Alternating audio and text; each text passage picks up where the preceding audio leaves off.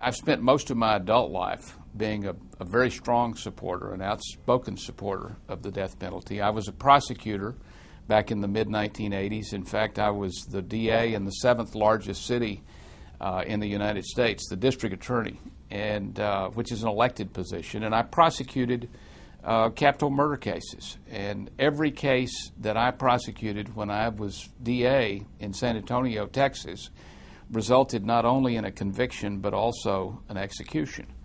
And so I'm unique in the sense that there really aren't any other former elected prosecutors in the United States who oppose the death penalty today. And based on my personal experience with the criminal justice system, I'm an outspoken opponent of the death penalty today. And at a personal level, part of the reason why I find myself as committed as I am to the abolition of the death penalty is that back in 2005, one of the cases that I prosecuted was questioned. Serious questions were raised by the Houston Chronicle, one of our major newspapers, about whether Reuben Cantu, who was prosecuted and executed, whether he might well have been innocent. Reuben Cantu received what anyone in America would consider to be a perfect trial. He had a fine defense lawyer. The prosecution was responsible. He had a good judge who applied the law fairly. And the only thing that the jury did was what we asked them to do. They convicted him. We were certain that he was guilty.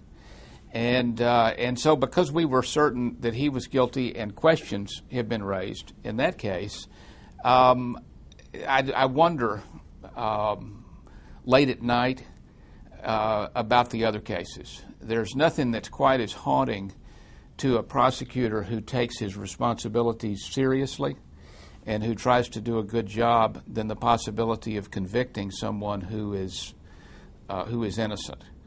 And so I'm haunted by the possibility that there may have been others. My experience with the Reuben Cantu case is a classic example. The only people that were involved in the prosecution of that case were good, dedicated, hardworking people who were doing their best to get it right.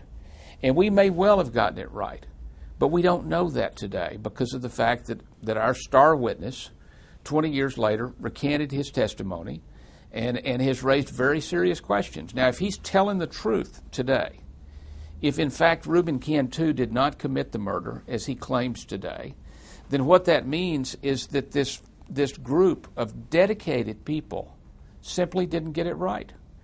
And the bottom line for me in death penalty cases is that unless we can ensure that the innocent will be protected, which is what our system promises, which we can't do today in death penalty cases, that we have to scrap that part of our system. We have to say that the death penalty is a vestige of our past.